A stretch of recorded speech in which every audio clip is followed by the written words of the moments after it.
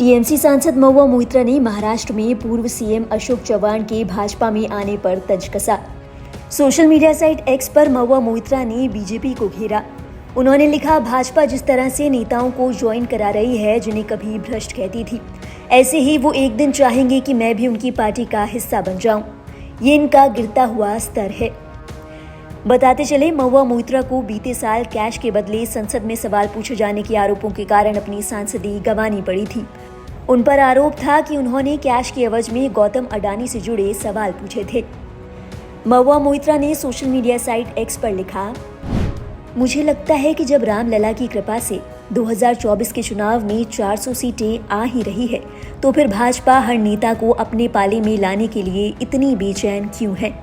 उन्हें भी बहला रही है जिनको किसी दौर में उसने करप्ट घोषित किया था। इसी तरह चलता रहा तो वो जल्द ही मुझे भी अपनी पार्टी में लेना चाहेंगे। गौरतलब है, भले ही आरोपों के चलते महुआ मोइत्रा को अपनी सांसदी से हाथ धोना पड़ा, लेकिन टीएमसी प्रमुख ममता बनर्जी का उन पर भरोसा कम नहीं हुआ। उन्होंने महुआ की ही तरफदारी करते हुए कहा कि महुआ को निलंबित करने से उन्हें ही फायदा पहुंचेगा। ऐसे में ममता बनर्जी के रवैये से माना जा रहा है कि महुआ मोइत्रा एक बार फिर से कृष्णनगर लोकसभा सीट से मैदान में उतरेंगी, जहां से वो पहले भी सांसद रह चुकी हैं। बता दें कि जिन अशोक चव्हाण को लेकर महुआ मोइत्रा ने तंज कसा, उन्हें आदर्श हाउसिंग घोटाले के चलते सीएम पद छोड़ना पड़ा था। अशोक चव्हाण को राज्यसभा भी भेजा जा रहा है। खबर है कि वो जल्द ही महाराष्ट्र से नामांकन भी दाखिल कर सकते हैं। जानकारों का मानना है कि चव्हाण की एंट्री से भाजपा को मराठावाड़ा में अपनी पकड़ मजबूत करने में मदद मिलेगी। बताते चले, सांसदी गंवाने के बाद महुआ मोइत्रा को सरकारी आवास खाली करना पड़ा था। इस मामले के कारण भी महुआ मोइत्रा काफी सुर्खियों में रही। महुआ मोइत्रा को दिल्ली का आवास खाली करने का आदेश दिया गया था।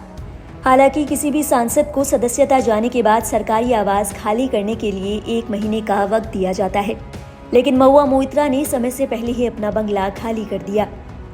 गौरतलब है, महुआ मोइत्रा को बिजनेसमैन दर्शन हीरानंदानी से कथित तौर पर गिफ्ट स्वीकार करने और संसद की वेबसाइट का अपना यूजर आईडी पासवर्ड उनके साथ शेयर करने के लिए एथिक्स कमेटी ने दोषी ठहराया था।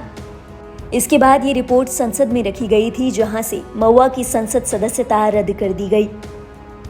एथिक्स कमेटी के पैनल ने बीजेपी सांसद निशिकांत दुबे द्वारा दायर एक शिकायत के आधार पर जांच शुरू की थी।